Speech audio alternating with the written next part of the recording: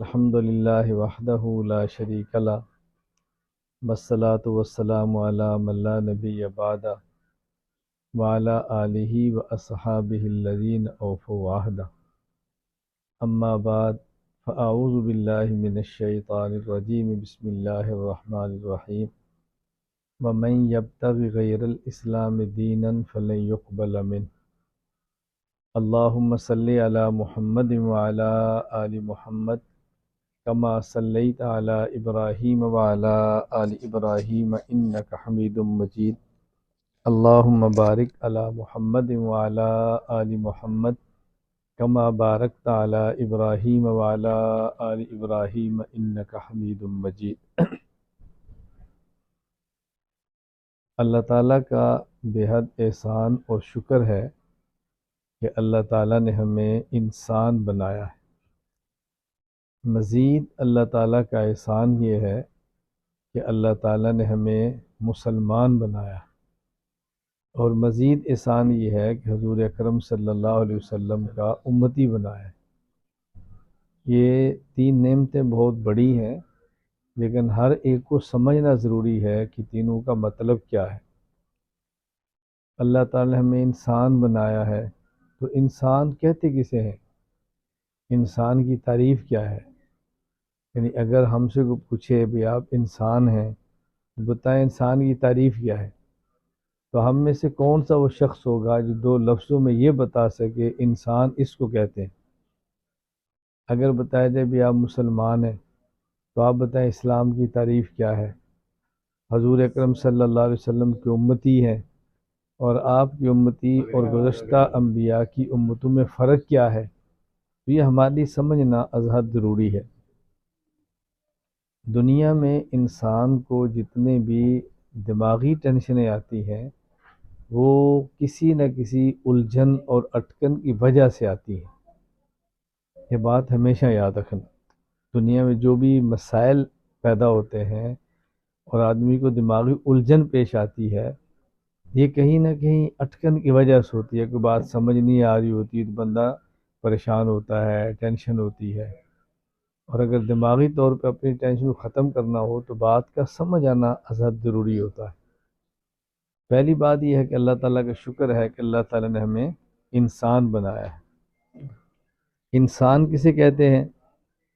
اگر آپ آسان ترین لفظوں میں انسان کی تعریف کریں تو انسان کی تعریف میں دو لفظ آتے ہیں۔ نمبر ایک محسوس، نمبر دو ذو عقل۔ نمبر ایک محسوس، نمبر دو ذو عقل۔ انسان اسے کہتے ہیں کہ آپ چھونا چاہیں تو اس کو چھو سکیں، پکڑنا چاہیں تو پکڑ سکیں۔ نمبر دو اس کے اندر عقل ہو۔ اب آپ دیکھ لیں، درخت ہیں، چھونا چاہیں تو چھو سکتے ہیں، حیوانات کو چھونا چاہیں تو چھو سکتے ہیں، لیکن ان میں عقل نہیں ہے۔ جنات اور ملائکہ کو آپ ہاتھ لگا کے محسوس کرنا چاہیں تو محسوس نہیں کر سکتے، لیکن ان میں عقل ہے۔ تو انسان وہ چیز ہے کہ جو محسوس بھی ہو اور ذو عقل بھی ہو، اسے کہتے ہیں انسان۔ اب اگر انسان کی تعریف سمجھ آ جائے تو آپ اندازہ فرمائیں کتنے عقائد اور نظریات ایسے ہیں جو ہمیں سمجھ آ سکتے ہیں اور بلا وجہ کی الجھنوں سے ہم نکل سکتے ہیں۔ ہم چونکہ مسلمان ہیں، اور مسلمان کے لیے ضروری بات کیا ہے کہ وہ پیغمبر کی تعلیمات پر عمل نہ کرے۔ بنیادی چیز ہے، نبی کو مانتا ہو، نبی کی تعلیمات کو مانتا ہو۔ لیکن نبی کسے کہیں گے؟ اگر کوئی پوچھے بھی آپ نبی کو مانتے ہیں تو نبی کی تعریف کیا ہے، رسول کی تعریف کیا ہے؟ تو نبی کی تعریف میں بنیادی طور پہ چار لفظ ہیں۔ نمبر ایک وہ انسان ہو، نمبر دو مبعوث من اللہ ہو، نمبر تین معصوم الخطا ہو، اور نمبر چار مفروض الاتباع ہو۔ تو نبی کی تعریف میں پہلا لفظ کیا ہے؟ انسان۔ اب یہ انسان کا معنی سمجھ آئے گا کہ انسان کہتے کسے ہیں تو جھگڑے ختم ہو جائیں گے۔ وہی انسان ہے، وہی بشر ہے، وہی آدمی ہے، لیکن مفہوم سب کا ایک ہی ہے کہ نمبر ایک محسوس ہو اور نمبر دو ذو عقل۔ تو یہ پہلی چیز ہے کہ نبی کی تعریف کیا ہے۔ نبی ہوتا ہے جو انسان ہو، پھر انسان وہ ہے جو محسوس بھی ہو اور ذو عقل بھی ہو، پھر ایک ہوتی ہے عقل کامل، ایک ہوتی ہے عقل ناقص۔ یہ تو آپ نے پڑھا ہے، ہمارا عقیدہ ہے کہ اللہ نے ہمیشہ تاج نبوت مرد کے سر پہ رکھا ہے، عورت کے سر پہ نہیں رکھا۔ نبی ہمیشہ مرد ہے، عورت نہیں ہے۔ بھئی آخر عورت بھی تو انسان ہے نا، تو وہ نبی کیوں نہیں ہے؟ ہم جب نبی کی تعریف کرتے ہیں کہ وہ انسان ہو، عورت بھی انسان ہے، تو پھر وہ نبی کے مفہوم میں کیوں نکلتی ہے؟ انسان کے لیے ضروری ہے کہ انسان کامل ہو۔ عورت میں عقل ہے لیکن عقل ناقص ہے، اس لیے عورت انسانیت کے اس درجے پر نہیں ہے کہ اس کے سر پہ نبوت کا تاج رکھا جا سکے۔ اب عورت کا ناقص العقل ہونا یہ رسول اکرم صلی اللہ علیہ وسلم کے ارشاد اور فرمان کے مطابق ہے۔ اللہ کے نبی صلی اللہ علیہ وسلم نے خود فرمایا ہے کہ خواتین کا دین بھی ناقص ہے اور خواتین کی عقل بھی ناقص ہے۔ پوچھا یا رسول اللہ کیوں؟ فرمایا تمہارا دین اس لیے ناقص ہے کہ ہر ماہ کچھ ایسے دن نہیں گزرتے کہ تم نماز نہیں پڑھتی، تمہیں نماز چھوڑنی پڑتی ہے۔ جی یا رسول اللہ۔ فرمایا تمہارے دین کا نقصان ہے نا، کہ ایسا نہیں ہے کہ اگر کسی مقدمے میں گواہی دینی پڑے تو مرد ایک کافی ہوتا ہے اور دو عورتیں ایک مرد کی جگہ پہ ہوتی ہیں۔ جی یا رسول اللہ۔ تو فرمایا یہ تمہارے عقل کے ناقص ہونے کی دلیل ہے نا، یہ رسول اکرم صلی اللہ علیہ وسلم سمجھا رہے ہیں۔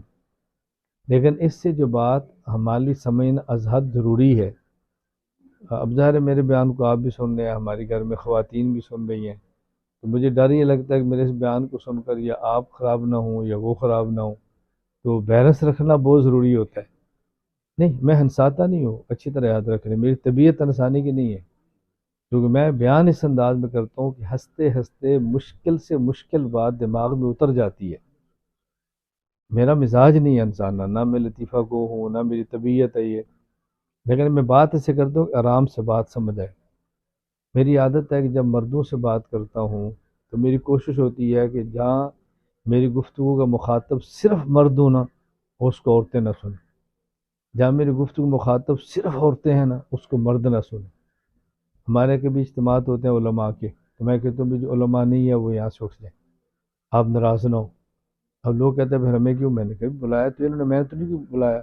تو بعض علماء کہتے ہیں نہیں ہم خود لائے ہیں، تو میں نے کہا آپ خود لائیں پھر پریشان آپ نہیں ہونے۔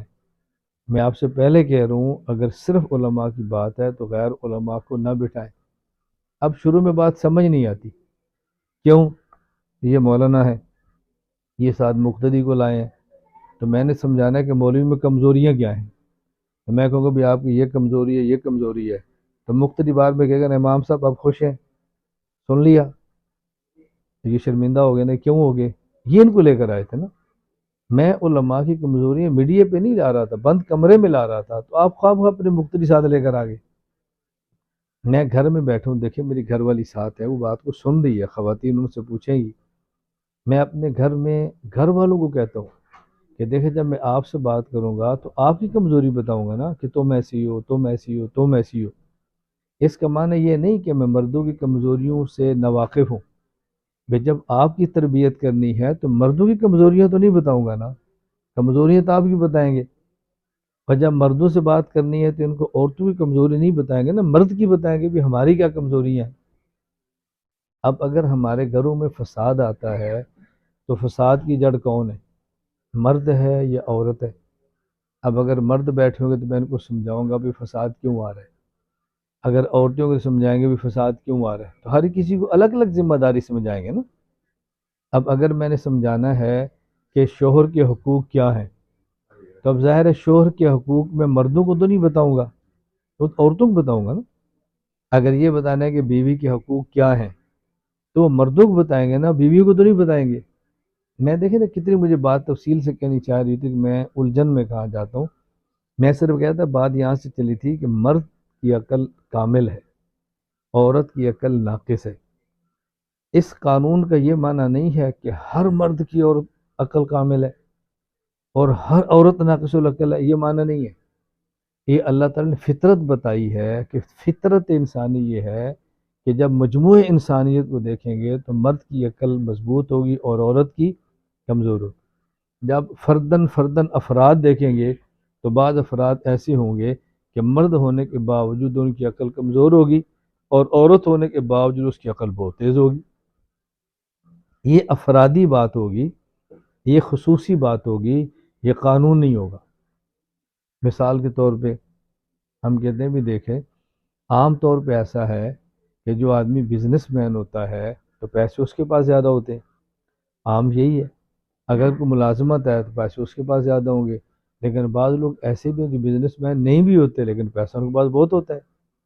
بعض ایسے ہیں کہ ان کے پاس علم ڈگری نہیں ہوتی، پیسہ بہت ہوتا ہے، سائن کرنے نہیں آتے، پیسہ بہت ہوتا ہے۔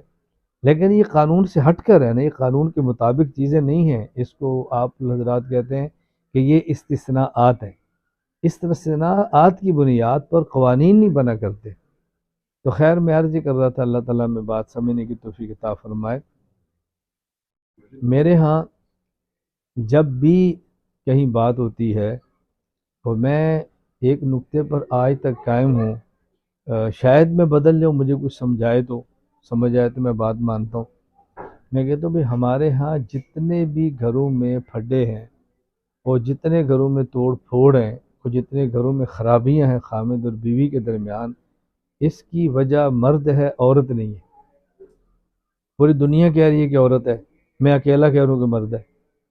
جب بات ہے تو میں کہتا ہوں یا میری بات سنیں یا بات سنائیں، یا مجھ سے سمجھیں یا بات سمجھائیں۔ یہ بات میں کیوں کہتا ہوں؟ اب آپ حضرات سمجھیں کہ آپ سب اس بات کے قائل ہیں نا کہ کامل عقل مرد کی ہے اور ناقص عقل عورت کی ہے، سب قائل ہیں نا؟ اچھا مجھے آپ بتائیں، ایک آدمی کے گھر میں 4 بیٹے ہیں، ان میں سے ایک بیٹا اب نارمل ہے، تو گھر میں شور کون کرے گا؟ جی، برتن کون توڑے گا؟ بولے نا، اب نارمل ہے تو آپ اس کو ماریں گے؟ کیوں؟ اگر آپ نے اس کو مارا تو پھر قصور کس کا، آپ کا یا اس کا؟ جب آپ کہتے ہیں کہ عورت کی عقل کمزور ہے تو خسر پسر کور کرے گی؟ بولے تو برداشت کس نے کرنا ہے؟ آپ کیوں نہیں برداشت کر رہے؟ تو لڑائی ہو گئی نا۔ اب بتائیں کہ لڑائی کی بتا مرد ہے یا عورت ہے؟ نہیں میری بات سمجھے، میں پھر کہہ رہا ہوں، میں ہنسا نہیں رہا، اللہ کے لیے میرے درد کو سمجھیں۔ یہ ہنس کر میری بات پر پانی نہ پھیرنا کہ باید اس کو مذاق بازی سنا دیں، میں مذاق بازی نہیں کر رہا، میں گھروں کے فساد کو توڑ رہا ہوں۔ میرے آباد گھر ہیں، میں آباد گھروں میں پھرتا ہوں، میری بیٹیاں ہیں، میری بیویاں ہیں، میرے بیٹے ہیں، میرا خاندان ہے پورا، یعنی میرے خاندان میں دین نہیں ہے لیکن پورا خاندان میرے ساتھ کھڑا ہوا ہے۔ اگر کوئی وجہ ہوگی نا کہ ہم نے خاندان کو کیسے لے کر چلنا ہے، دوسروں کو کیسے لے کر چلنا ہے، بیوی کو کیسے لے کر چلنا ہے، تو جب مرد عقل مند ہے تو اپنی عقل کا استعمال کرے نا۔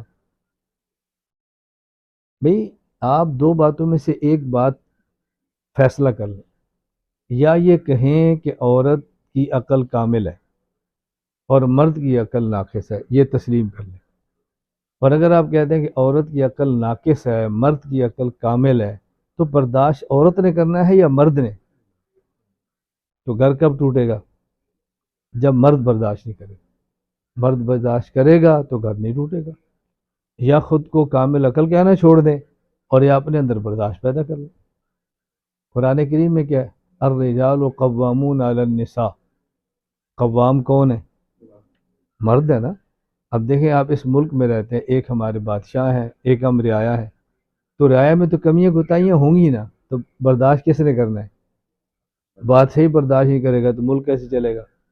بھئی آپ قوام ہیں، آپ کے اعصاب مضبوط ہونے چاہیے، آپ ہی نہیں برداشت کریں گے تو گھر کیسے چلے گا؟ میں اس لیے گزارش کرتا ہوں کہ میں لفظ انسان پہ بات کروں، یہ انسان سمجھ آ جائے تو گھر آباد ہو جاتے ہیں، معاملات رخ پہ ٹھیک چل پڑتے ہیں۔ میں اب کتنی باتیں آپ خدمت میں عرض کروں گا۔ اب ہمارا پورا خاندان وہ عالم نہیں ہے، یعنی آپ اس بات سے حیران ہوں گے، پاکستان کے لوگ تو جانتے ہیں، یعنی ہماری جو قوم ہے کاسو گھمن ہے، یعنی جٹ ہیں، ذمہ دار ہیں، میرے علم میں نہیں ہے کہ پورے پاکستان میں مجھ سے پہلے کوئی میری فیملی کا بندہ مولوی ہو۔ آپ اس سے اندازہ کریں کہ خاندان دین سے کتنا دور ہوگا۔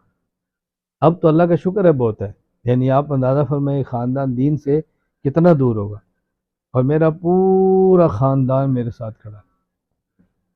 میں اپنے خاندان کی شادیوں میں شرکت نہیں کرتا۔ کیوں؟ گیدرنگ ہے، مرد عورت اکٹھے ہیں اور گانے ہو رہے ہیں تو میں نہیں شرکت کرتا، لیکن میں نے اپنے خاندان کو ٹوٹنے نہیں دیا۔ کیوں ٹوٹنے نہیں دیا؟ میں ایک مثال دیتا ہوں۔ کارڈ چھپ گیا ہے، ہمارے گھر میں کارڈ آیا ہے شادی کا۔ اب جو کارڈ لے کر آنے والا ہوتا ہے، ہمارے یہاں دیہاتوں میں رواج ہے کہ وہ چوکی دار آتا ہے، غریب آتا ہے، کمی آتا ہے، اس کو پیسے دینے ہوتے ہیں۔ یہ خاندانی روایات ہے۔ اگر عام خاندان کا بندہ 100 دیتا ہے نا تو میں 200 دیتا ہوں۔ یہ بات ختم ہوگی کہ مولوی پیسے خرچ نہیں کرتے، الجھن دور ہوگی نا۔ اب بتائیں وہ جو کمی ہے وہ دوبارہ میرا کارڈ لے کر آئے گا یا نہیں؟ میں تو 200 دے رہا ہوں، میرے پاس کیوں نہیں آئے گا؟ تاریخ طے ہو گئی۔ اب میں شادی کی تاریخ سے 2 دن 3 دن 4 دن پہلے جاتا ہوں، اپنے گھر والوں کو لے کر جاتا ہوں، تو میں جا کر ملتا ہوں۔ السلام علیکم بھائی جان، کیا حال ہے؟ ٹھیک ہے۔ آپ کو تو پتہ ہے میرے جلسے ہیں، آپ کو تو پتہ ہے تاریخ ہے، آپ کو تو پتہ ہے میں شادی میں نہیں آ سکتا، تو یہ میری طرف سے آپ نے تھوڑا سا ہدیہ لے لیں بیٹی کے لیے۔ اب مثلا گاؤں کے لوگ دیں گے 2000، میں دیتا ہوں 10,000۔ اب یہ کیا کہتے ہیں؟ نہیں نہیں ہمیں پتہ ہے تو مصروف ہے، ہمیں پتہ ہے خام ہر تکلیف کی ہے، کیا ضرورت تھی؟ نہیں نہیں ہمیں پتہ ہے۔ میں کہتا ہوں بس میں پتہ ہے میں اب دیکھ میں نے شادی میں شرکت نہیں کرنی نا، تو شرکت کرنے سے جو خاندان نے 2000 دینا ہوتا ہے، میں نے تو 10,000 دیا، کہ مجھ سے کٹیں گے؟ نہیں کٹیں گے نا۔ وہ شادی پھر پیسے گننے ہوتے، وہ تو میں نے دے دیے، کیونکہ میں نہیں لیتا۔ میں نے اپنی بیٹیوں کے نکاح پر لیے، بھائیوں کے نکاح پر لیے، اپنی شادی پر لی، میں تو نہیں لیتا۔ میں تو نیوندرا کو جائز نہیں سمجھتا، لیکن میں نے خاندان کو رکھنا ہے نا۔ اب دیکھیں میں نے ان کو پیسے بھی دے دیے، اب شادی ہو گئی، میری شرکت نہ کرنے کا کسی کو افسوس نہیں ہو رہا، میں خاندان سے کٹ نہیں رہا۔ میں جب شادی کے بعد پھر آتا ہوں، پھر آ کر ملتا ہوں، اب ہماری بچی ہوتی ہے، خاندان کی ہوتی ہے، واپس آتی ہے، تو پھر میں جاتا ہوں، 5,000 اس کو دے دیا، السلام علیکم بیٹی یہ رکھ لو، اپنی پسند کی چیز لے لو۔ اب وہ مجھے مولانا صاحب نہیں سمجھتی، اب وہ چاچو سمجھتی ہے، وہ مولانا صاحب نہیں سمجھتی، وہ ماموں سمجھتی ہے۔ اب اس کا نتیجہ کیا نکلے گا؟ جب بچہ پیدا ہوگا تو نام کس سے پوچھیں گے؟ چاچو سے۔ اب ہم داخل ہو گئے نا جی۔ یہ دادا تو ہمارا نہیں تھا، بیٹا بیٹی کچھ تھے، اور پوتا تو پکا ہمارے پاس آ گیا، جو نام جو ہم نے رکھے۔ تو میں اس لیے کہتا ہوں کہ انسان کی تعریف میں 2 لفظ ہیں، نمبر 1 محسوس ہو، اور نمبر 2 ذو عقل۔ جب ہم نے عقل کا استعمال کرنا ہے تو انسانیت کے تقاضے پورے ہونے ہیں، خاندان بھی جڑنا ہے اور گھر بھی جڑنا ہے۔ میری گزارش سمجھ آ رہی ہے آپ کو؟ میں ایک لفظ سمجھا رہا ہوں کہ انسان کیا ہوتا ہے۔ جب ہم انسانیت کے تقاضے پورے کرتے رہیں گے، اور انسانیت میں بنیادی چیز عقل ہے، اس کا صحیح استعمال ہوگا تو ہمارا گھر بھی ٹھیک رہے گا، ہمارا خاندان بھی ٹھیک رہے گا، سب چیزیں ٹھیک رہیں گی۔ اتنے مسائل ٹھیک ہوں گے کہ آپ اندازہ نہیں فرما سکتے۔ رمضان مبارک آتا ہے، رمضان مبارک میں جو افطاری کراتا ہوں نہیں کراتا، میں اس پر کوئی بات نہیں کرتا، اس کا فائدہ نہیں کہ بندہ اپنی نیکیاں پر بات کرے یا نیکیاں کمائے، میں عمومی سی بات کرتا ہوں۔ میری عادت ہے کہ میں 29 رمضان کو اپنے خاندان کی افطاری کرتا ہوں، میں ملک کے اندر ہوں یا ملک سے باہر ہوں، ایک شخص بھی اپنے خاندان کے علاوہ باہر سے میں نہیں بلاتا، داڑھی ہے یا نہیں، نماز پڑھتا ہے یا نہیں، روزہ رکھا ہے یا نہیں، 29 کی افطاری آپ نے میرے ساتھ کرنی۔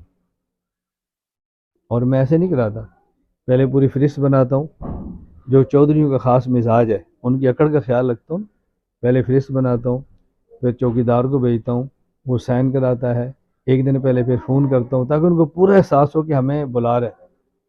اب جس طرح کی افطاری پورا مہینہ وہ نہیں کرتے، اس سے اچھی افطاری پھر میں لگاتا ہوں تاکہ ان کو الجھن نہ ہو۔ ظاہر ہے وہ مالدار ہیں، ذمہ دار ہیں، آفیسر ہیں، اور 29 رمضان کل کیوں ہے؟ اس لیے کہ 29 رمضان آخری روزہ ہے، کل 30 ہوگا یا آخری ہوگا، جس نے عید کے لیے آنا ہے وہ آ چکا ہوگا۔ جب وہ بیٹھ جاتے ہیں وہ تو دیندار نہیں ہوتے، تو میں پھر بیان نہیں کرتا. میں ان کو، آپ کو مجھ سے عقیدت ہے کہ میرے رشتہ دار نہیں، آپ کو تو عقیدت ہے نا، تو رشتہ دار تو عقیدت نہیں ہوتا، وہ تو رشتہ دار ہوتا ہے. ان کو میں تقریر نہیں سناتا، بس بیٹھے ہیں، ایک آ رہا ہے دوسرا آ رہا ہے، جب سارے پورے ہو جاتے ہیں پھر میں دعا کرتا ہوں. اور دعا وہ کرتا ہوں جو ان کو پسند ہوتی ہے.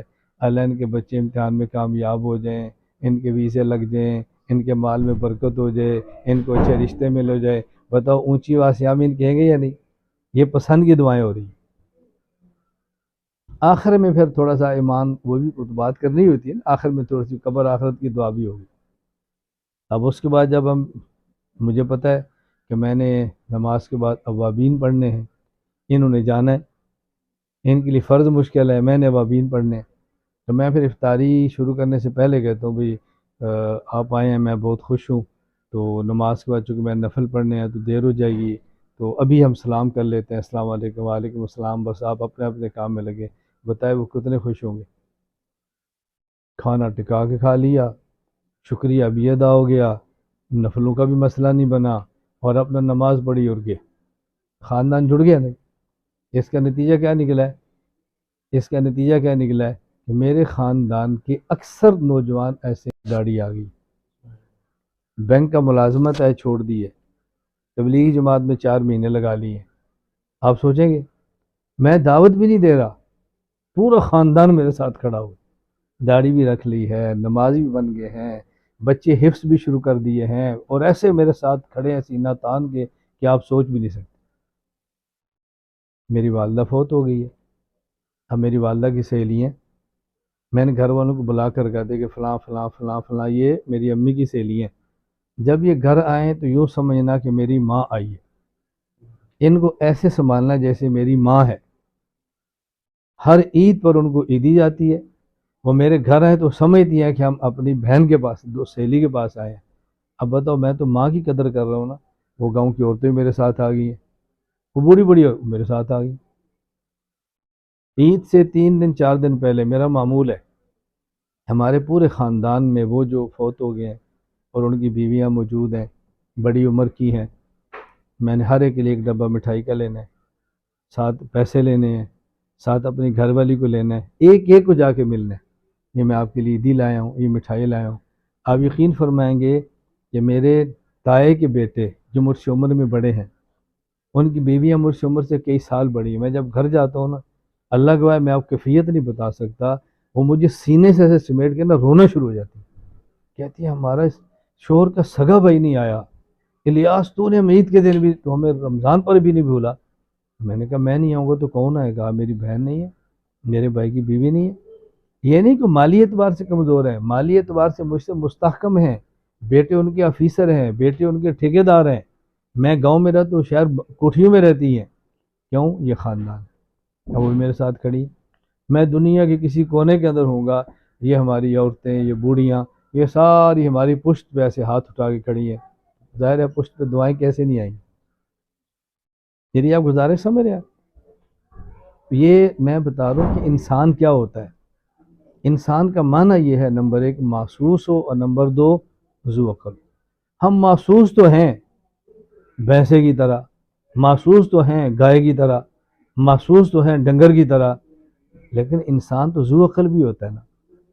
جب اس عقل کا استعمال کریں گے تو پھر آپ دیکھنا کہ بچے کیسے ٹھیک ہوتے ہیں، اولاد کیسے ٹھیک ہوتی ہے، خاندان کیسے ٹھیک ہوتا ہے. آپ دیکھنا ذرا. اسی طرح میرے گھر والے ہیں، اور میں کئی بار ساتھیوں سے کہتا ہوں مجھے ایک بات یہ سمجھ نہیں آتی، ہم ماں کی دعا کے قائل ہیں، بیوی کی دعا کے قائل کیوں نہیں ہیں؟ نہیں، بیوی عورت نہیں ہے، ایک ماں ہی عورت ہے. ہم اپنی ماں کے لیے بیوی کی جذبات کچل دیں گے، بیوی کو رگڑ کے رکھ دیں گے. وہ عورت نہیں ہے، اس کے کوئی جذبات نہیں ہے. مطلب یہ میرے ساتھ میری اہلیہ ہے، اس نے اپنی ماں کو چھوڑا ہے میری وجہ سے، باپ کو چھوڑا ہے میری وجہ سے. آپ اپنی ماں باپ چھوڑے نا، ماں باپ سے دور ہونا کتنا مشکل کام ہے، اور یہ عورت ہمیشہ کے لیے اپنا ماں اور باپ چھوڑ کر ہمارے پاس آ جاتی ہے. اب اس کا خیال رکھنا کس کی ذمہ داری ہے؟ صبح میرا یہاں فجر کے بعد ایک جگہ گفتگو تھی، بیٹا دروازہ بند کر دو، یہ آواز نہ ہے بار بار سپیکر کی. صبح ایک جگہ میری گفتگو تھی، پھر بعد میں ناشتہ تھا.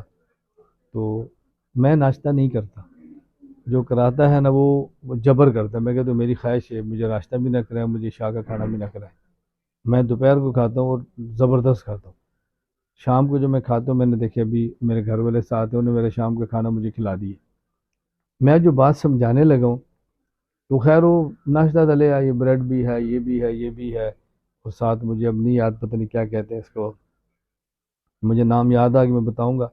کچھ چیزیں ہوٹل سے لے بھی ہے، ساتھ بھی ہے. تو میں نے کہا ایک پیکٹ میرے گھر والوں کے لیے رکھتے ہیں. اب لوگ ہنسنے شروع ہو گئے، ہنس رہے. میں نے کہا یہ میری بیوی کے لیے رکھ دوں، میں گھر لے کر جاؤں گا.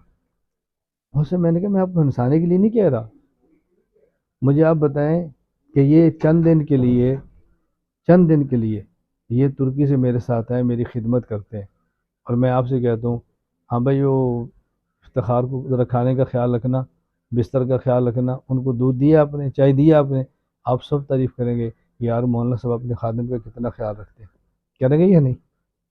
اور وہ جو میرے ساتھ آئی ہے وہ خدمت نہیں کر رہی. میں اس کا کہوں گا میرے گھر والوں کو چاول بھیج دیے، آپ ہنسنا شروع ہو جائیں گے. یہ ہنسنے کی کیا بات ہے یار؟ یہ میرا رفیق سفر ہے، وہ میری رفیق حیات ہے، یہ میرے چند دن کا ساتھی ہے، میری موت حیات کی ساتھی ہے. اس کے لیے آپ ہنس رہے ہیں، اس میں ہنسنے کی کون سی بات ہے؟ میں بنیادی بات کیا بیٹا اس کو بند کر دو، دروازے کو بار بار نہ کھولو، سارا بیان خراب ہوتا ہے. کوئی بات نہیں، میں گزارش کیا کر رہا ہوں، میں چھوٹی چھوٹی باتیں کیوں سمجھا رہا ہوں. یہ ہمارا کام ہے. اللہ کا شکر ہے کہ ہم کون ہیں؟ انسان. انسان کسے کہتے ہیں؟ محسوس ہو اور ذو عقل. آپ کبھی میرے پاس تشریف لائیں، میری استنبول میں رہائش ہے، میرے پاس تشریف لائیں، آپ آنکھوں سے آ کر دیکھیں. یہ بچے تو بہت بڑے ہیں، میرے پاس آ کر دیکھیں. میری 1.5 سال کی بیٹی ہے، 2 سال کی بیٹی ہے، مطلب بول نہیں سکتی، صرف سمجھتی ہے. اسی طرح بیٹھ جاؤ، بیٹھی رہے گی. مہمان آ کر ہکے بکے ہوتے ہیں، یار یہ 1.5 سال کی، 2.25 سال، بیٹا بیٹھ جاؤ. بیٹھی. میں یہاں سے گھر چلی جاؤ، میں یہاں سے آواز ہوں ادھر آؤ، وہاں سے واپس آ جائیے. یعنی ان کو یقین نہیں آ رہا کہ یہ 1.5 سال کی بچی بھی اتنی بات سمجھتی ہے.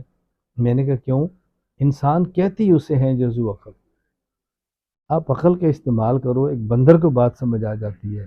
عقل کا استعمال کرو، کتا بات سمجھ آتا ہے. عقل کا استعمال کرو، بلی بات سمجھ آتی ہے. تو عقل کا استعمال کرو کہ بچی بات نہیں سمجھی.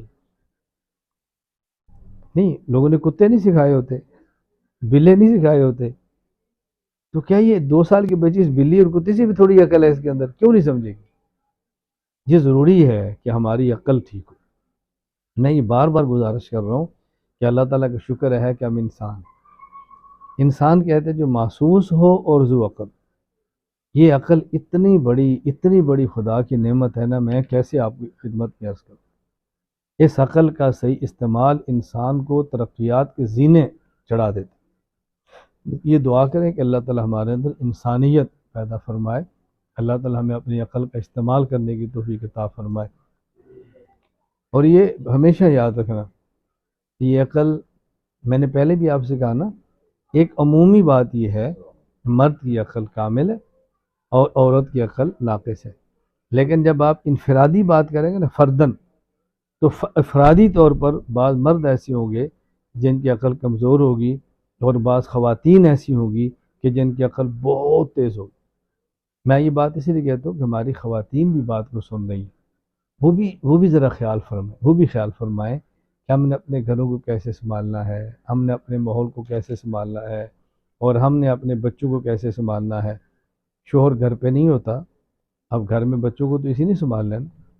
یہ جو بچے موبائلوں کی لت کے اندر مبتلا ہے، جب ماں موبائل کو نہیں چھوڑ رہی تو بیٹا کیسے چھوڑے گا؟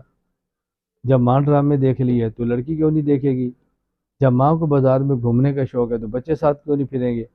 ماں کو بھی سوچنا ہے نا کہ میں نے کیا کرنا ہے. کچھ ایسی چیزیں ہیں کہ جو خامد کی ذمہ داری ہے، کچھ ایسی چیزیں ہیں جو عورت کی ذمہ داری ہیں.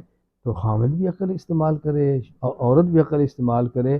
آپ یقین فرمائیں گھر کے گھر ایسے پرنور ہو جاتے ہیں کہ میرے لیے یہ سمجھانا مشکل ہے.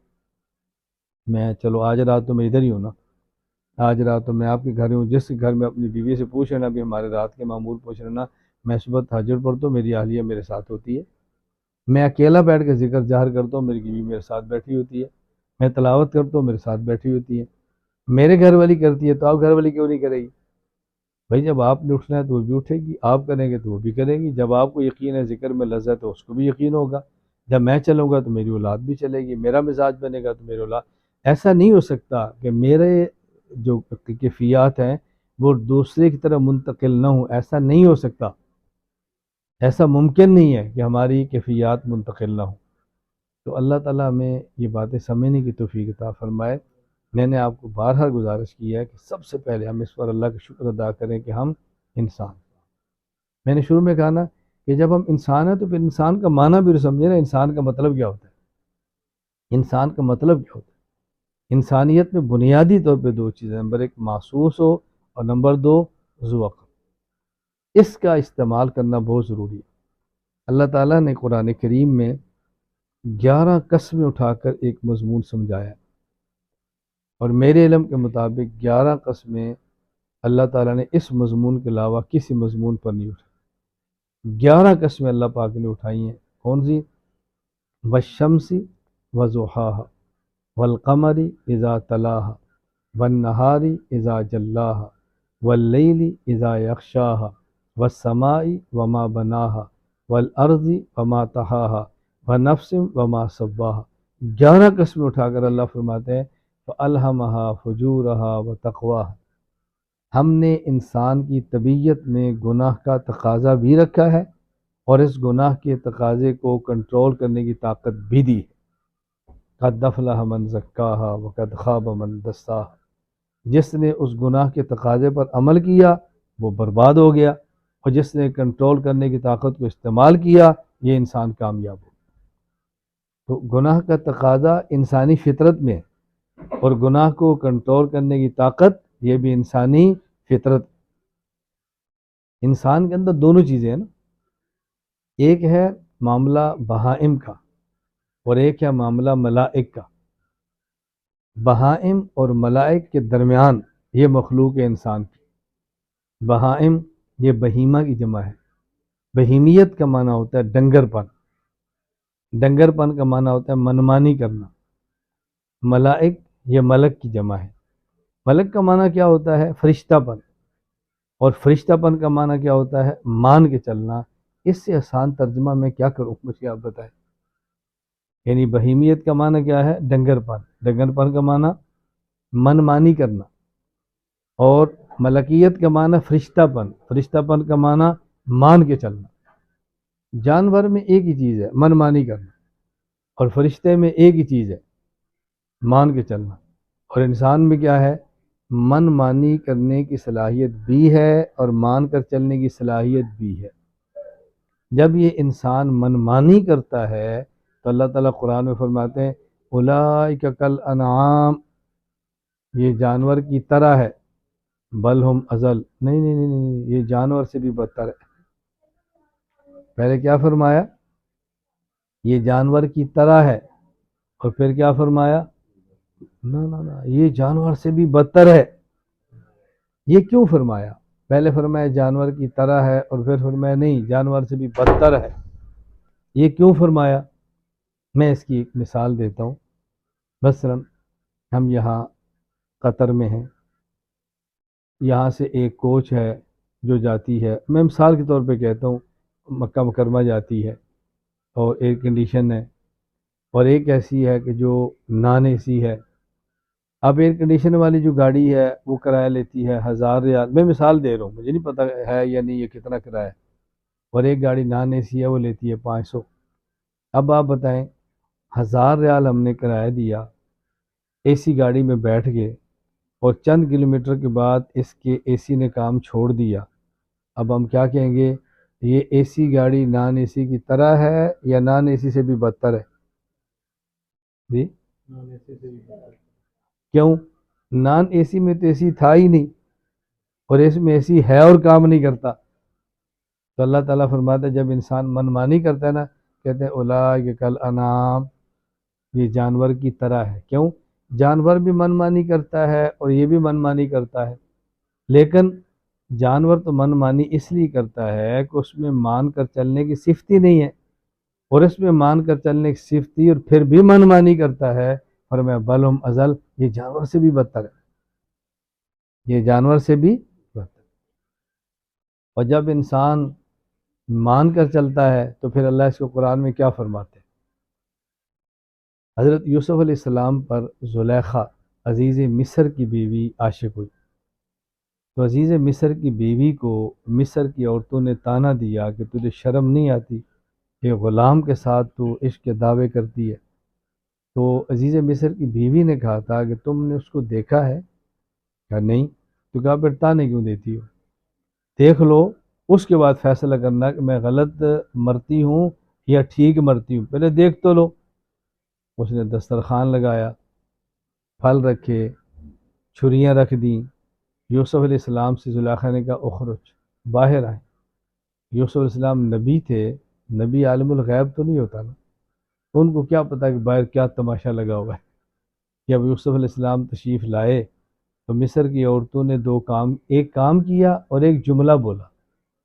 کام کیا تھا؟ قطعن ایدیہن، اپنے ہاتھ کاٹے، اور جملہ کیا تھا؟ ما ھذا بشرا ان ھذا الا ملک کریم۔ اب نہ ہم ان کا کام سمجھتے ہیں اور نہ ہم ان کا جملہ سمجھتے ہیں۔ میرے کو نہیں سمجھتے تو آپ نے جلد بازی نہیں کری، ہم تو سمجھتے ہیں، جب میں اس کی پوری تشریح کروں گا تو پھر آپ نے کہنا یہ ٹھیک کہتا ہے کہ ہم نہیں سمجھتے۔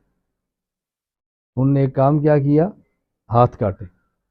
اب اس کو سمجھنے کے لیے حضرت ام المومنین امی عائشہ رضی اللہ تعالی عنہا کا آپ ایک ارشاد بھی ہے، شعر بھی ہے، وہ سمجھیں۔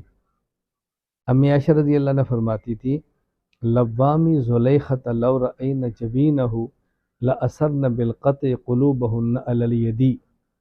زلیخا کو تانے دینے والیوں نے یوسف کو دیکھا تو اپنی انگلیاں کاٹی، اگر میرے محمد کو دیکھ لیتی تو اپنا دل کاٹ لیتی اپنا۔ یہ حضرت عائشہ نے کیوں فرمایا تھا؟ میں بار بار کبھی ایک جملے کہا کرتا ہوں، بھئی اتنی بات تو خطیب کرتا ہے نا، اگلی کیوں والی بات وہ وکیل کرتا ہے۔ میں تو آپ کے مسلک کی وکالت کرتا ہوں، خطابت نہیں کرتا، میں تو وکالت کرتا ہوں نا۔ یہ امی عائشہ نے کیوں فرمایا تھا؟ اس کو سمجھ نہ ہو تو مولانا قاسم نانوتوی کو سمجھو رحمۃ اللہ علیہ۔ اور مولانا نے کیا بات فرمائی ہے، میں بہت شارٹ کٹ بات کر رہا ہوں۔ مولانا قاسم نانوتوی رحمۃ اللہ علیہ فرماتے ہیں حضرت آدم سے لے کے حضرت عیسیٰ، یہ انبیاء علیہ السلام دائرہ نبوت ہے، اور حضرت محمد صلی اللہ علیہ وسلم یہ مرکز دائرہ نبوت ہے۔ حضور مرکز ہے اور باقی نبوت کا دائرہ ہے۔ دائرہ بنتا بعد میں ہے اور نظر پہلے آتا ہے، اور مرکز بنتا پہلے ہے اور نظر بعد میں آتا ہے۔ دیکھیں یہ کاغذ ہے نا، یہ پرکار میں نے رکھی ہے، پرکار جو پرکار رکھی تو نیچے کی نقطہ لگ جاتا ہے، اس کے بعد یہ گول خط ہے، اس گول خط کا نام ہے دائرہ۔ اب بتائیں پہلے یہ نقطہ لگا ہے نا، لیکن نظر نہیں آ رہا کیونکہ اوپر پرکار رکھی ہوئی ہے، اور اس کے بعد یہ دائرہ بنا ہے، نظر آ رہا ہے۔ تو دائرہ بنا بعد میں ہے اور نظر پہلے آ رہا ہے، اور یہ جو مرکز ہے یہ بن گیا ہے لیکن نظر نہیں آ رہا۔ تو حضرت فرماتے ہیں آدم سے لے کر عیسیٰ علیہ السلام یہ دائرہ نبوت ہے، اور حضرت محمد یہ مرکز دائرہ نبوت ہے۔ مرکز بنتا پہلے ہے، نظر بعد میں آتا ہے، اور دائرہ بنتا پہلے ہے، بنتا بعد میں، اور نظر پہلے آتا ہے۔ آدم سے لے کے عیسیٰ علیہ السلام یہ دائرہ نبوت ہے، اور حضور مرکز دائرہ نبوت ہے۔ اس لیے ہمارے پیغمبر نبی اول بھی ہیں، نبی آخر بھی ہیں۔ نبی اول کیوں ہیں؟ وجود نبوت میں، مرکز ہے نا، اور نبی آخر کیوں ہیں؟ ظہور نبوت میں۔ تو حضور نبی اول ہیں وجود میں اور آخر ہیں ظہور میں، جس طرح مرکز یہ اول ہے وجود میں اور آخر ہے ظہور۔ اب حضرت فرماتے ہیں کہ مولانا عجیب گفتگو فرمائیے، میں آپ کو کیا عرض کروں، یعنی ایسی گفتگو ہے کہ بندہ وجد میں آتا ہے۔ جب رسول اللہ صلی اللہ علیہ وسلم مرکز نبوت ہے، تمام انبیاء دائرہ نبوت ہے، تو حضرت فرماتا ہے کہ نبی پاک صلی اللہ علیہ وسلم یہ اوصاف کے مرکز ہیں، منبع ہیں، اور باقی انبیاء ان اوصاف کی شاخیں ہیں، یعنی رسول اللہ صلی اللہ علیہ وسلم سے اوصاف نکلے ہیں اور باقی انبیاء کو اوصاف ملے ہیں۔ حسن ایک وصف ہے، حضرت یوسف علیہ السلام کو ملا ہے اور حضور پاک سے نکلا ہے، تو کہتے ہیں حضرت میں اب اس کی تشریح کر رہا ہوں کہ رسول اکرم صلی اللہ علیہ وسلم مرکز حسن ہے اور حضرت یوسف شاخ حسن ہے۔ حضور پاک صلی اللہ علیہ وسلم مرکز حسن ہے اور یوسف علیہ السلام شاخ حسن ہے، اور آدمی کے دل، آدمی کے جسم میں دل یہ مرکز بدن ہے اور ہاتھ یہ شاخ بدن ہے۔ اب امی عائشہ کے شعر سمجھ، لبامی زلیخۃ لو رأین جبینہ لأثرن بالقطع قلوبہن علی الیدی، زلیخا کو تانے دینے والیوں نے یوسف کو دیکھا تو انگلیاں کاٹی، میرے محمد کو دیکھتی تو دل کاٹتی، کیوں؟ شاخ حسن کو دیکھا تو شاخ بدن کو کاٹا، مرکز حسن کو دیکھتی تو مرکز بدن کو کاٹا۔ میں نے آپ سے کہا تھا نا ہم جملہ نہیں سمجھے، اب آپ سمجھ آئے کہ میں کیا کہہ رہا تھا۔ وَقَطَّعْنَ أَيْدِيَهُنَّ، ان نے اپنی انگلیاں کاٹ ڈالی، یہ تو ان نے کام کیا نا، اور جملہ کیا کہا تھا؟ مَا هَذَا بَشَرَ، یہ بشر نہیں ہے۔ بتاؤ یوسف علیہ السلام بشر نہیں ہے؟ بشر نہیں ہے، بشر ہیں، تو پھر ہمارے عقیدے کی خلاف آیت ہو گئی نا، ہم تو کہتے ہیں نبی بشر ہوتا ہے، وہ کہتی ہیں بشر نہیں ہے۔ اور یہ بات یاد رکھنا، قرآن کریم جب کسی بات کو نقل کرتا ہے اور وہ غلط ہو تو قرآن اس کو رد کرتا ہے۔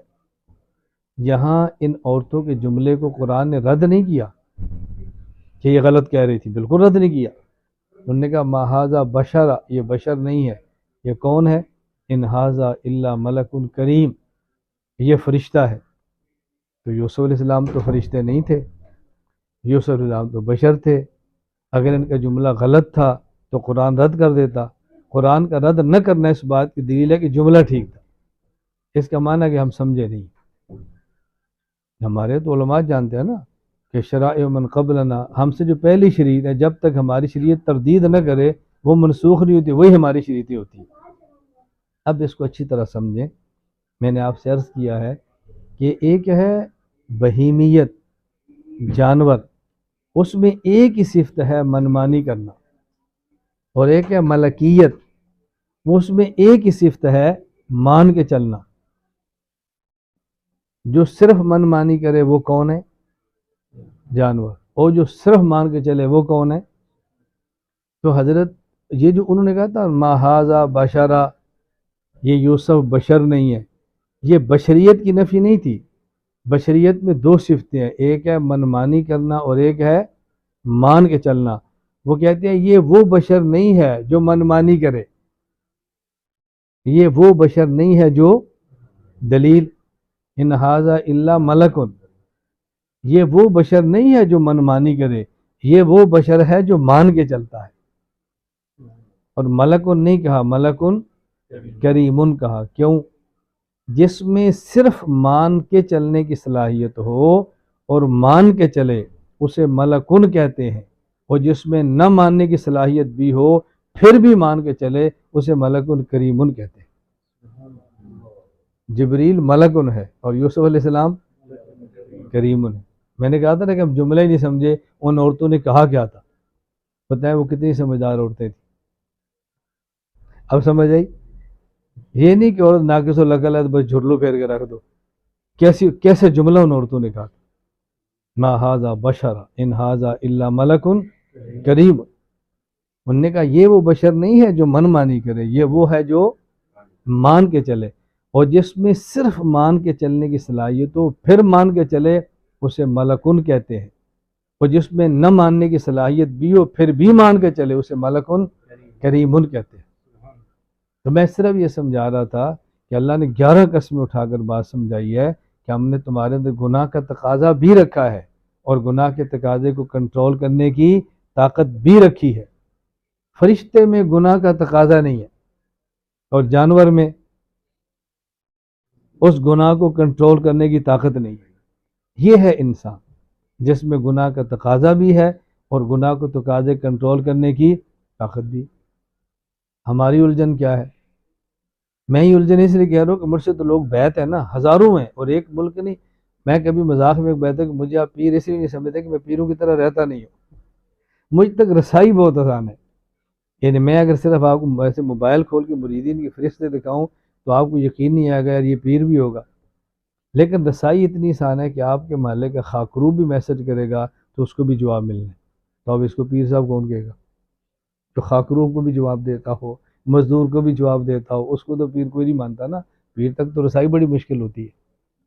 الجھن کیا ہے؟ لوگ رابطے کرتے ہیں، مولانا بہت پریشان بہت پریشان، بس ایسی طبیعت میں گناہ کا تقاضے ہیں، ایسی بس اتنا گناہ کو دل کرتا ہے دعا کریں. میں نے کہا کیا دعا کروں؟ تو گناہ کا تقاضا ختم ہو جائے، یہ تو بھئی ہم یہ دعا کرتے تو گناہ نہ کرے. مجھے آپ بتاؤ اگر گرمی کا روزہ ہو اور سامنے کھانا آئے تو کھانے کو دل کرتا ہے یا نہیں؟ نہیں، گرمی کا روزہ ہو اور پانی سامنے آئے تو دل کرتا ہے یا نہیں؟ یہ گناہ ہے؟ نہیں، مجھے آپ سمجھائیں. روزہ رکھا ہو اور سامنے پانی آ جائے پینے کو دل کریے، گناہ ہے؟ پینے کو دل کرنا بھی کوئی گناہ ہے؟ بھائی انسان ہے، دل کیوں نہیں کرے گا؟ تو اگر سخت گرمی میں آدمی روزہ رکھا ہو سامنے پانی آ جائے اور پینے کو دل کرے، یہ تو گناہ نہیں ہے نا، پینا گناہ ہے. ہم بازار جائیں سامنے نامحرم عورت آ جائے اور دیکھنے کو دل کرے، یہ تو گناہ نہیں ہے، اس کو دیکھنا گناہ ہے. اور لوگ کہتے ہیں دعا کرو حضرت بہت گناہ کو دل کرتا ہے. میں نے کہا کیا تو فرشتہ بن جا. یہ میں کیسے دعا کروں کہ تیرا گناہ کو دل ہی نہ کرے؟ بھئی جب تیرا گناہ کو دل ہی نہ کرے گا تو نے بچنا کس سے ہے؟ یہ کون سی دعائیں ہیں؟ دعا تو یہ کراؤ، جب میں ایسے ماحول میں رہتا ہوں کہ گناہ کے تقاضے بہت ہیں، بس دعا کرے کہ اللہ مجھے گناہ سے بچا لے. تو گناہ کو دل کرنا گناہ نہیں ہوتا، گناہ کے تقاضے پر عمل کرنا گناہ ہوتا ہے. اس کو اچھی طرح سمجھنے کی کوشش کریں تاکہ الجھنیں پیدا نہ ہوں. اللہ تعالیٰ میں بات سمجھنے کی توفیق عطا فرمائے. میں خیر عرض کر رہا تھا کہ انسان اللہ کا شکر ادا کرے کہ ہم انسان ہیں. تو جب ہم انسان ہیں تو ہم سمجھے نا بھی اللہ نے ایسے انسان کو مسجود ملائک نہیں بنایا، ایسے مسجود ملائک نہیں بنایا. جب عقل کی انسان کو اہمیت سمجھ آتی ہے تو پھر سمجھ آتا ہے کہ انسان کا مقام کیا ہے اور انسان کا تقاضے کیا ہے. تو اللہ تعالیٰ ہمیں سمجھنے کی توفیق عطا فرمائے. تو میں نے گزارش کی ہے کہ نمبر 1 ہم اللہ کا شکر ادا کریں کہ اللہ تعالیٰ نے ہمیں انسان بنایا، اور پھر اللہ کا شکر ادا کریں کہ اللہ نے ہمیں مسلمان بنایا. مزید شکر کریں کہ اللہ نے حضور صلی اللہ علیہ وسلم کا امتی بنایا. جب یہ بات سمجھ آئے گی نا کہ اللہ نے انسان بنایا تو کچھ کام ایسے ہیں کہ جو انسانیت سے گرے ہیں، انسانی سے اتنے گرے ہیں کہ وہ کام مطلب میں اب کیا آپ کی خدمت میں عرض کروں، بعض کام اتنے گھٹیا ہیں کہ اس کو انسان نہیں کر سکتا، اس کے لیے تو کلمے کی ضرورت بھی نہیں ہے. یعنی بعض کام ایسے ہیں، میں ایک چھوٹی سی بات کرتا ہوں. آپ بتائیں دنیا میں کوئی آپ نے ایسا جانور آج تک دیکھا ہو جو کپڑے پہنتا ہو؟ جانور کپڑے پہنتا، اور اگر کسی جانور کو کپڑے پہنا بھی دیے جائیں تو پورے نہیں ہوتے. کیونکہ کسی نے دیکھا کہ بندری کو کپڑے پہنائے اور اس کے پاؤں کو بھی پہنا دے، کسی کتے کو کتیا کپڑے پہنائے تو اس کے پاؤں پر بھی کپڑے چڑھا دے. کبھی ایسے نہیں ہوتا. جانور کپڑے نہیں پہنتا. اور اگر جانور کو اصل تو صحبت ہوتی ہے، پاس رہ کر ہونا چاہیے. تو میں گھر والوں سے کہا اس کو میری بات کرا. میں بیٹھی تھی، میں نے کہا السلام علیکم. علیکم جی. میں نے کہا اچھا بیٹی یہ بتاؤ کہ تمہارے گھر میں تم اپنی بیٹیوں کو موبائل پر فلمیں دکھاتی ہو؟ استغفر اللہ. میں نے کہا نہیں، استغفار نہیں، میں پوچھ رہا ہوں دکھاتی ہو کہ نہیں، مجھے یہ بتاؤ. میں کو ترغیب دے تو استغفار پڑھ رہی ہے. میں پوچھ رہا ہوں دکھاتی ہو؟ کہتی ہے نہیں. میں نے کہا گانے سناتی ہو؟ کہتی ہے نہیں. میں نے کہا کنجروں کو دکھاتی ہو؟ کہتی ہے نہیں. میں نے کہا کیوں؟ کہتے نہیں بچے بگڑتے ہیں. میں نے کہا کیوں، بچے تمہارے گھر میں ہے کنجر؟ کہا جی نہیں. تو میں نے کہ 1000 کلومیٹر دور بیٹھا کنجر وہ اس موبائل سے تمہارے گھر میں بچہ خراب کر سکتا ہے، اور 1000 کلومیٹر بیٹھا عالم وہ اس موبائل سے اپنے بیان سے تمہارے بچہ ٹھیک نہیں کر سکتا. عجیب بات ہے. یعنی کنجر سے خراب ہو جائے گا، عالم سے خراب نہیں ہوگا اور ٹھیک نہیں ہوگا؟ کیسی بات آپ کر رہے ہیں؟ میں نے کہا اچھا مجھے بتاؤ ابھی جو آپ فون کر کے بات کر رہی ہو یہ میری بیوی کی گود میں بیٹھ کے باتیں کر رہی ہو؟ جی آن لائن، تو میں نے کہا جب آن لائن سے فائدے ہوتے موبائل بند کرو. یعنی آن لائن مسئلہ پوچھ بھی رہی ہے اور آن لائن کی مخالفت بھی کر رہی ہے. دیکھو نا کیسی عجیب بات ہے. اور مجھے ایک لاہور میرا درس قرآن تھا تو مجھے ایک بندہ ملا جو منکر حدیث تھا. منکر بہت بڑے فتنے. میں درس سے فارغ ہوا تو مجھے کہنے لگا کہ مولانا صاحب حدیث حجت ہے، دلیل ہے. میں نے کہا آپ کا کیا خیال ہے؟ کہتا نہیں تو حجت نہیں ہے. میں نے کہا کیوں نہیں ہے؟ کہتا ہے نبی پاک صلی اللہ علیہ وسلم کا ارشاد ہے کہ آپ جب صحابہ نے لکھنا شروع کیا نا حدیث کو تو آپ نے فرمایا لا تکتبوا انی غیر القرآن. تو حضور پاک نے فرمایا کہ قرآن لکھا کرو اور قرآن کے علاوہ کوئی چیز نہ لکھا کرو. اگر حدیث حجت ہوتی تو اللہ کے نبی صلی اللہ علیہ وسلم حدیث کو لکھنے سے منع نہ کرتے. میں نے کہا یہ جو آپ نے لا تکتبوا انی غیر القرآن پڑھا ہے یہ آیت نمبر کون سی ہے؟ یہ کون سی آیت ہے؟ کہتے ہیں تو حدیث ہے. میں نے کہا وہ تو حجت ہی نہیں ہے، آیت پڑھو. آپ کو بات نہیں سمجھ آئی؟ آپ نہیں سمجھ. ادھر کہہ رہے کہ حدیث حجت نہیں ہے اور دلیل کیا ہے؟ حدیث میں آیا ہے. بھائی جب حدیث حجت نہیں ہے تو دلیل میں حدیث پیش نہ کرو نا قرآن پیش کرو.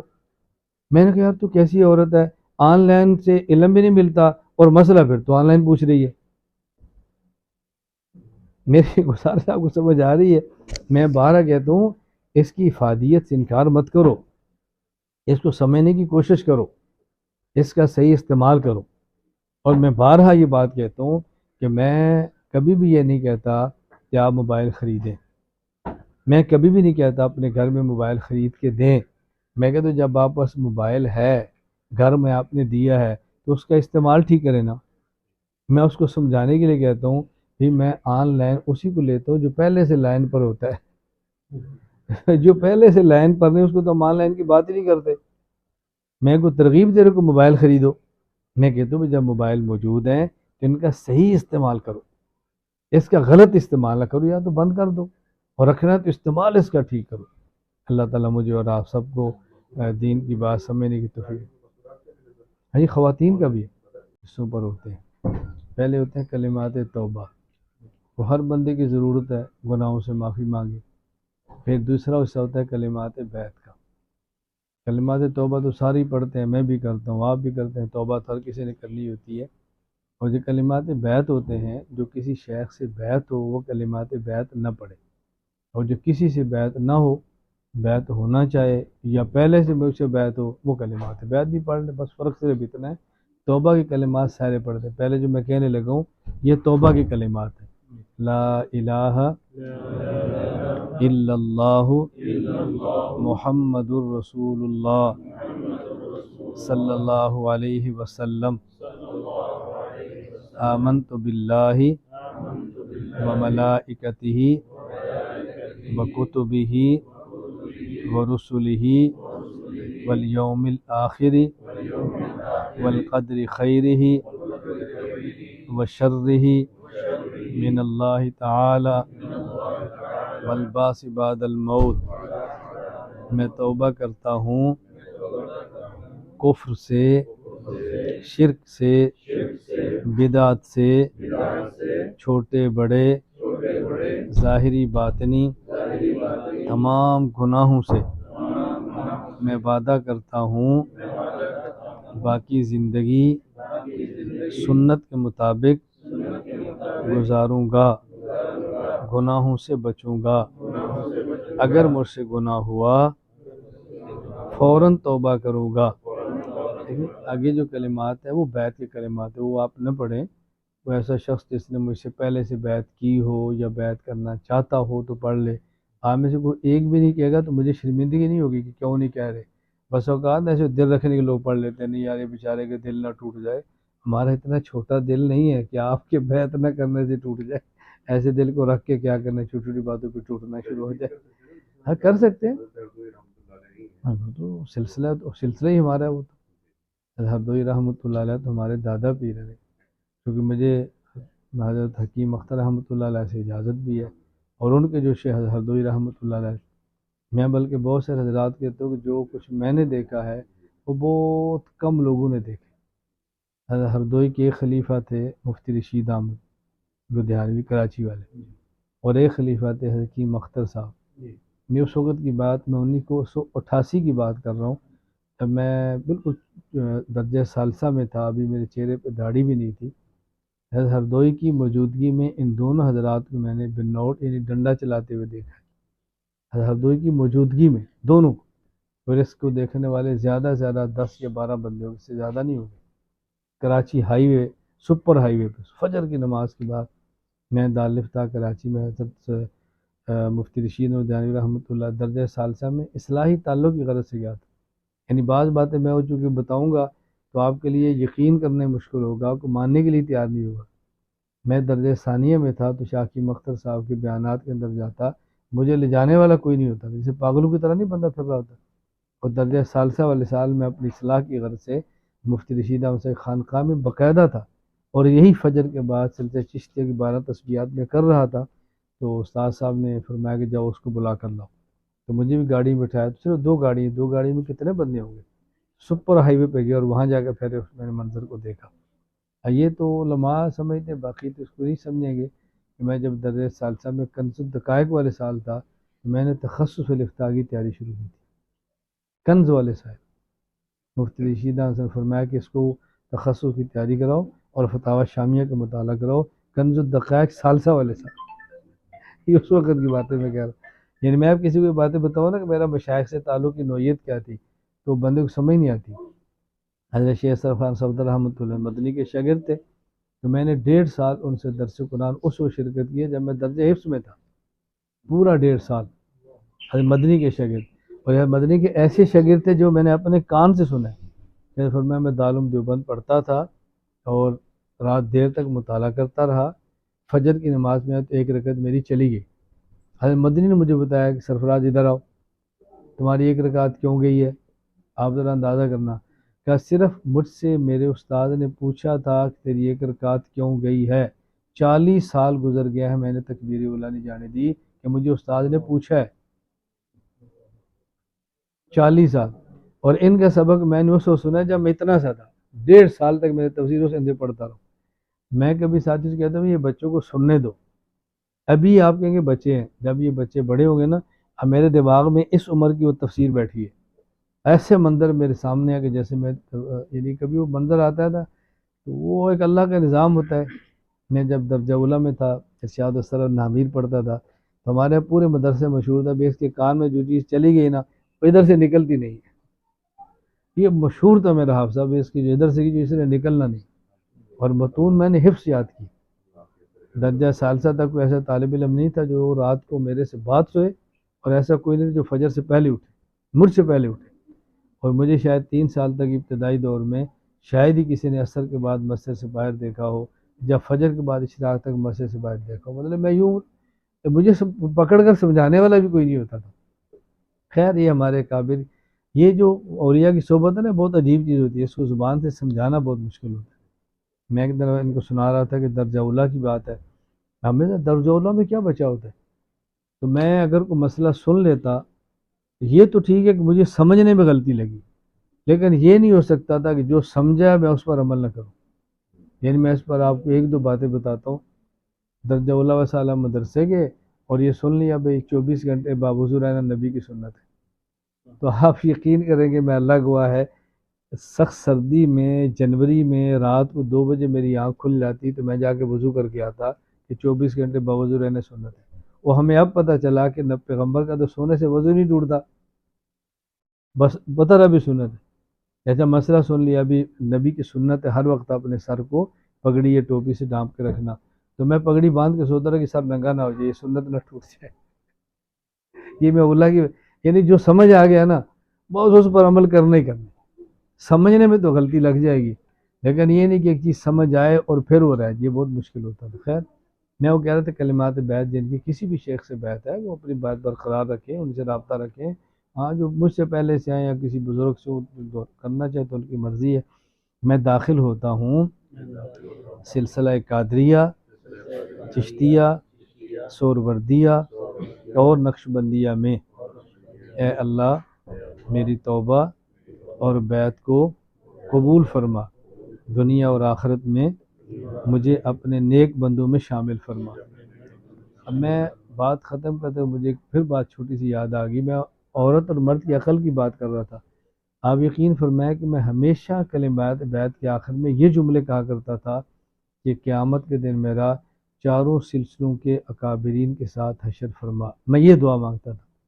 میں عمان میں تھا، اس میں بیعت ہوئی، ایک خاتون اور وہ بھی پختون، اس نے سوال کیا، اچھا مولانا صاحب یہ بتائیں جو چاروں سلسلوں کے نہیں ہیں وہ بزرگ نہیں ہیں؟ میں نے کہا ہے، تو آپ یہ دعا کیوں کرتے ہیں چاروں سلسلوں کی؟ میں نے اس کے بعد دعا بدلی ہے کہ مجھے دنیا آخرت میں اپنے نیک بندوں میں شامل فرما، ایک عورت کے جملے پر۔ اب آپ بتائیں، میں اس لیے بار بار کہ اس کا معنی یہ نہیں ہے کہ ہر اعتبار سے ہم سے گئی گزرے، ایک عمومی قانون ہے، اور بعض ایسی فہم کی چیزیں ہیں کہ ہم وہاں تک نہیں پہنچ پاتے۔ تو میں نے بہت ساری چیزیں اس نے کہہ دیا، مجھے بات سمجھ آ گئی۔ یہ میں واقعے سے سنا رہا ہوں کہ میری غلطی ہے، تو مجھے احساس ہونا چاہیے میری غلطی ہے، آپ کی غلطی ہے، احساس ہو بھی ہماری غلطی، اس پہ ڈٹنا نہیں ہے۔ ابھی یہ گزشتہ ماہ کی بات ہے، میں عمرے پر گیا، شاید آپ نے ایک چھوٹا سا کلپ دیکھا ہوگا۔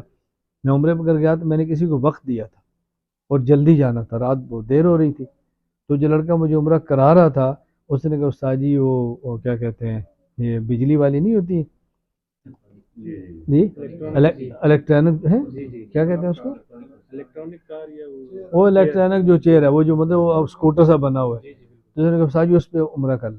میں نے اسی پہ طواف کیا، میں نے اسی پہ صحیح کی، وہ ویڈیو اپلوڈ ہو گئی۔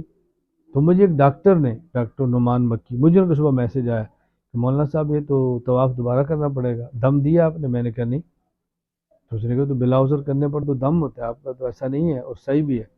تو میں نے دم دیا اور فوراً میں نے ویڈیو بنا کر اپلوڈ کی بھی میں نے غلط کیا، فوراً میں نے کہا میں نے غلط کیا، کیونکہ میرے اس دیکھنے سے جو لوگ عمل کریں گے تو میں قیامت کو کیا جواب دوں گا؟ میں یہ بات اس لیے کہہ رہا ہوں، فوراً اعتراف کرے، چھپ کر ہے تو چھپ کر، اعلانیہ تو فوراً اعلانیہ کرے۔ میں نے ایک بار مسئلہ بیان کیا کہ شوہر فوت ہو جائے اور بیوی اس کا چہرہ نہ دیکھے، بیوی فوت ہو جائے شوہر تو اس کا چہرہ نہ دیکھے۔ مجھے ہندوستان سے ایک طالب علم کا فون آیا، میسج سہارنپور پڑتا تھا، میسج آیا کہ ثانوی نے بجتی زیور میں لکھا ہے کہ خامد فوت ہو جائے تو عورت چہرہ دیکھ سکتی ہے، کیونکہ عورت عدت میں اس کے نکاح کے اندر ہے، آپ مسئلہ غلط کا۔ میں نے کہا ویڈیو لاؤ بھائی، پھر اعلان کرو، یہ ہم سے غلطی ہوئی۔ میں نے کہا مجھے 100 بار بھی کہنا پڑا نا، میں بار بار کہتا ہوں بھی غلطی ہے غلطی ہے غلطی ہے۔ قیامت کے دن کی ذلت بہت سخت ہے، قیامت کے دن کی ذلت جو ہے وہ اتنی سخت ہے کہ میں آپ کو بتا نہیں سکتا۔ میں ایک مرتبہ اپنے گھر سے نکلا تو ہمارا شہر 14 کلومیٹر باہر ہے، گاؤں نا، گاؤں سے آیا شہر، آگے میرا سفر تھا اور وہ قصر تھی، میں واپس شہر میں رکا، اب گاؤں میں جانا تھا تو میری نماز تو قصر تھی نا، تو میں نے ظہر کی نماز شہر ایک مسجد میں پڑھی، تو مجھے امام صاحب نے کہا کہ آپ نماز پڑھا دیں۔ تو امام صاحب کو نہیں پتا تھا کہ یہ سفر سے آ رہا ہے، انہوں نے سمجھا گاؤں سے آیا ہے۔ اچھا میرا بھی خیال نہیں تھا، میں نماز پڑھائی، جب میں نے 2 رکعت پڑھ لی تشہد میں بیٹھا تو مجھے خیال ہوا میں تو مسافر ہوں، اب میں پھنس گیا، اگر میں نے پوری پڑھائی تو نماز نہیں ہونی، آدھی پڑھائی تو میری ٹھکائی ہونی ہے، لوگوں کو مسئلے کا پتہ نہیں نا، یہ مجھے پورا یقین تھا۔ تو میں نے کہا بنام خدا ذلت برداشت کرو، سلام پھیرو۔ میں نے جب سلام پھیرا، اب کچھ اٹھ کے نماز پوری کر رہے ہیں اور کچھ اٹھ کے مجھے لان تان کر رہے ہیں، بھائی تم مسافر کی کیا ضرورت تھی پڑھانے کی، مولوی صاحب آپ نے اس کو آگے کیوں کھڑا کیا؟ میں خاموشی سنتا تھا اور یقین کر میں اتنا خوش ہو رہا تھا، اتنا خوش ہو رہا تھا نا، یہ آج تانے لگ گئے، یہ گالیاں سن گئی اور آخرت کی مار سے بچ گئے۔ اور میں اگر اس ذلت سے بچنے کے لیے 4 رکعت پوری پڑھا دیتا، بتائیں قیامت میں کیا ہوتا میرے ساتھ؟ آخرت کی ذلت بہت سخت ہے، آخرت کی مار بہت سخت ہے، دنیا میں بس معاف کرا لے، چلے اللہ ہم سب سے راضی ہو جائے۔ بس جن حضرات نے بیعت کی ہے میں ان سے عرض کرتا ہوں، بس ہمارے یہاں معمولات بہت مختصر ہیں، جیسے ایک تسبیح لا الہ الا اللہ کی، ایک استغفار کی، درود پاک کی، یاسین پڑھ لیں، سورہ کاف پڑھ لیں جمعے کو، سورہ ملک اور واقعہ روزانہ پڑھ لیں اور کچھ تلاوت کرتے رہیں۔ باقی میرے نمبر پر براہ راست لکھ دیں کہ میں نے بیعت کی ہے، تو میں معاملات کا پرچہ بھجواتا ہوں اور پھر باقاعدگی سے اپنے موبائل سے براہ راست رابطہ رکھتا ہوں۔ یعنی جو شخص مجھ سے بیعت ہے پوری دنیا میں، تو ایسا کوئی مجھ سے بیعت والا شخص نہیں جس کا براہ راست میرے موبائل پہ رابطہ نہ ہو۔ اب بتائیں کتنا مشکل کام ہے۔ الحمدللہ رب العالمین والصلاة والسلام علی رسولہ وعلی آلہ وصحبہ اجمعین۔ ربنا آتنا فی الدنیا حسنۃ وفی الآخرۃ حسنۃ وقنا عذاب النار ربنا ظلمنا انفسنا وان لم تغفر لنا وترحمنا لنکونن من الخاسرین۔ اے اللہ ہم سب کے گناہوں کو معاف فرما دے، خطاؤں سے درگزر فرما دے، حاجات کو پورا فرما دے، مشکلات کو دور فرما دے، عافیت کے ساتھ ہمیں اور ہماری نسلوں کو دین کی مقبول خدمت کے لیے قبول فرما لے۔ اللہ کریم تو مظلوم مسلمانوں کی مدد فرما دے، اللہ نصرت کے دروازے کھول دے، اے اللہ تو ظالموں کو ہدایت عطا فرما، مقدر میں ہدایت دے تو چن چن کے تو ختم فرما۔ اے اللہ، اے اللہ، وہ افراد، وہ ادارے، وہ جماعتیں جو تیرے دین کی خدمت میں لگی ہیں، اللہ تو سب کی مدد فرما، اللہ تو سب کی نصرت فرما، اے اللہ تو سب کے ساتھ اپنی رضامندی کا فیصلہ فرما دے، اپنے نام کی لذت، برکت، اللہ اور حلاوت عطا فرما، موت تک اپنا نام لینے کی توفیق عطا فرما۔ اے اللہ جتنے حضرات جمع ہیں، جتنی مائیں بہنیں جمع ہیں، سب کے دامن کو خوشیوں سے بھر دے۔ اے اللہ، اے اللہ، جو زندہ ہیں اللہ تو ان کو صحت و عافیت والی زندگی عطا فرما، جو بیمار ہیں ان کو صحت دے دے۔ اللہ جو دنیا سے جا چکے اہل اسلام ان کی مغفرت فرما دے، درجات بلند فرما دے۔ اے اللہ ان کی قبروں کو رحمت اور اپنے نور، اے اللہ رحمت سے بھر دے، اے اللہ اپنے کرم سے معافی کے فیصلے فرما دے۔ اے اللہ کریم ہمیں اعمال نامہ دائیں ہاتھ میں عطا فرما دے، اپنے حبیب صلی اللہ علیہ وسلم کی شفاعت نصیب فرما دے، اپنے عرش کا سایہ نصیب فرما دے، بغیر حساب جنت میں داخلہ فرما دے۔ اے اللہ بجاہ النبی صلی اللہ علیہ وسلم ہماری تمام حاجات کو اپنے کرم سے، فضل سے تو پورا فرما دے۔ اللہ اس مجلس کو تو اپنے کرم سے قبول فرما لے، جو کمیاں کوتاہیاں جو گناہ ہوئے اللہ تو اپنے کرم سے معاف فرما دے۔ وصلی اللہ تعالی علی رسولہ خیر خلقہ محمد وعلی آلہ وصحابہ اجمعین، آمین برحمتہ۔